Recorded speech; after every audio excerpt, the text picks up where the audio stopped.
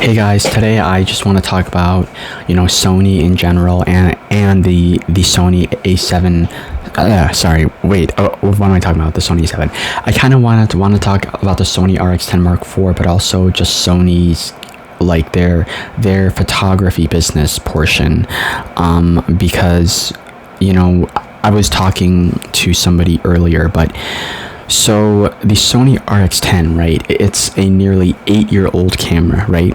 And I just so-called purchased it. Some people might think that it's dumb. They're like, oh no, why didn't you wait for the Sony RX10 Mark V? Well, I think I've explained myself, but Sony showed no signs of actually showing that they're going to make a Sony RX10 Mark V, and they've discontinued the Sony RX10 Mark IV, I think, at the end of 2024. I did not know this. They stopped production, I think, at least at the end of 2024, and they discontinued it a few months ago. But anyways, my point is like this, right? There's going to be a certain amount of new Sony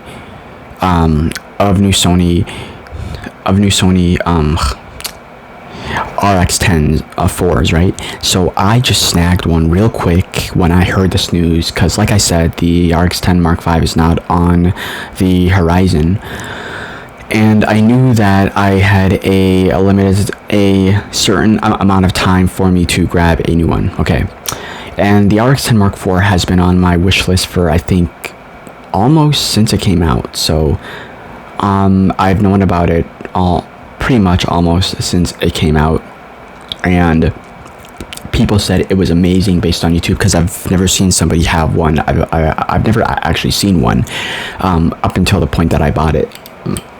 But the point is this, okay, that camera is actually 8 years old, right? And look at it now, it's still the best of its kind.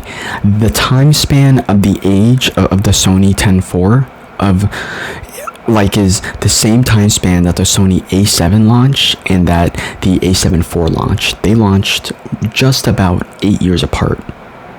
And that's about how long the Sony RX10 IV is out, and there's still nothing better than it. Guys, that's 8 years. 8 years can be a lot, like in the camera world, like from the A7 to the A7 IV. Look at how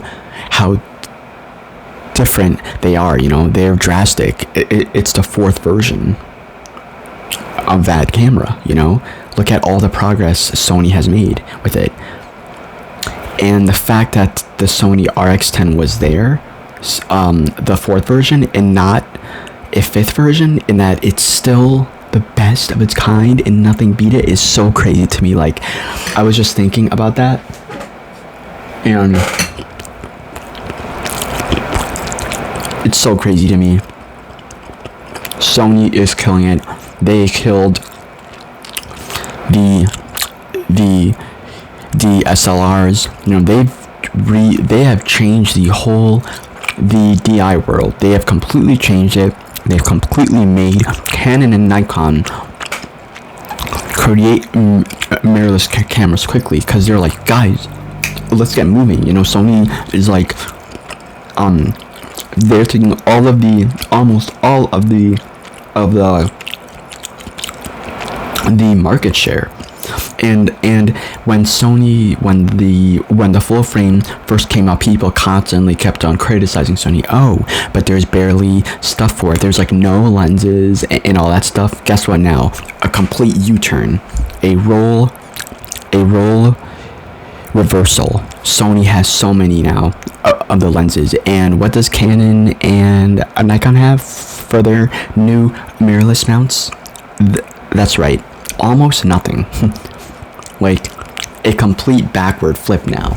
And I think that Sony planned this, because people thought the mirrorless was just a thing, like a certain phase, like it's not going to be here forever, it's like a fad, so don't really worry about it. No, Sony knows exactly what they're doing, and they honestly, like, I'm just shocked, but they did a great job. And that's why all of my cameras that I own are from Sony. You know, that's not a coincidence. Anytime that I'm in the market trying to look for something that I need, Sony just happens to have it.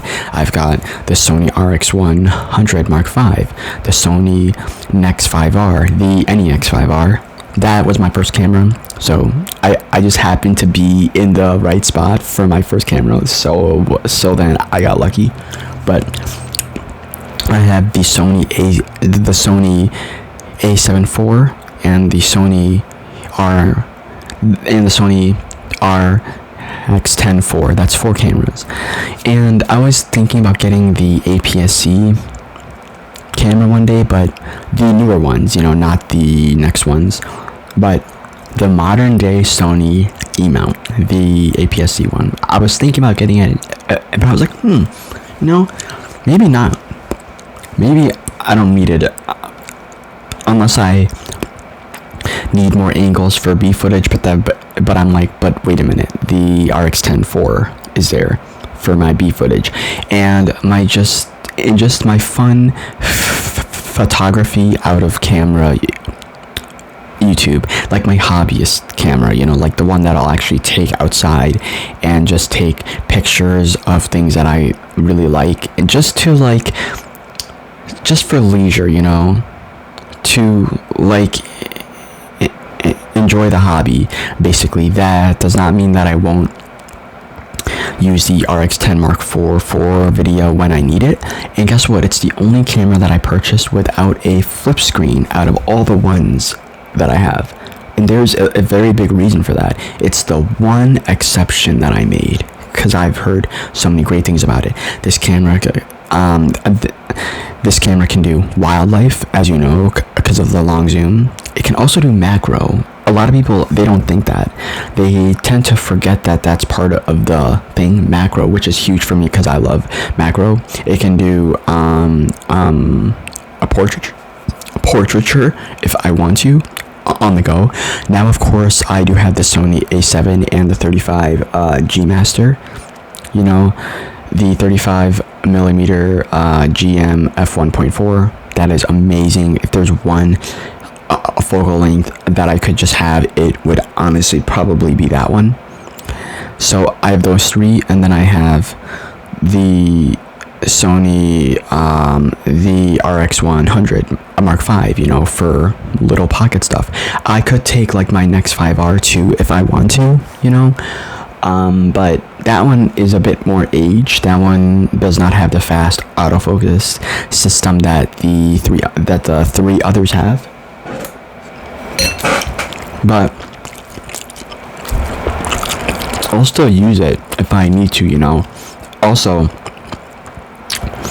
that's the only one that I have that will overheat when I record more than 20 minutes of it. The RX100 won't in the HD mode.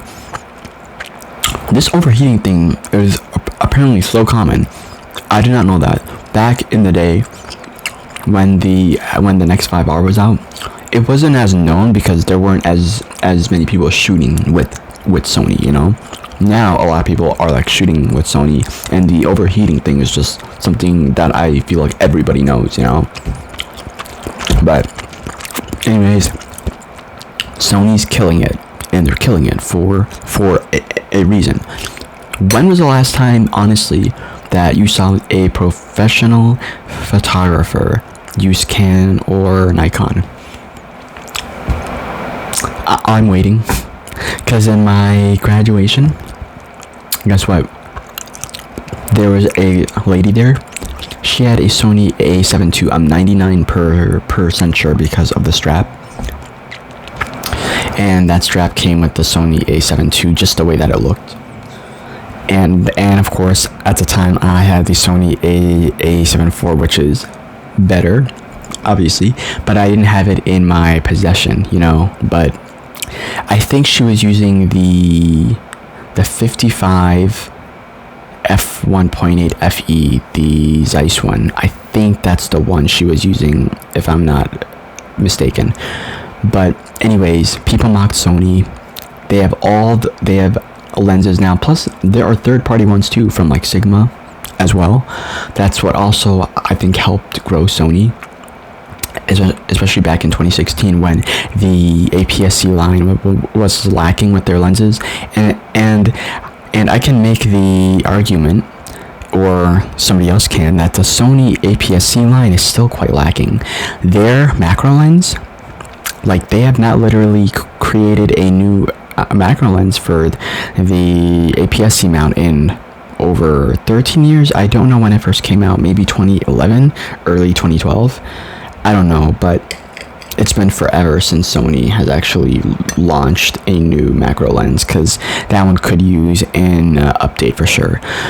But anyways, that's all I wanted to say, guys. Thank you so much for watching, and I'll see you guys next time. All right, bye.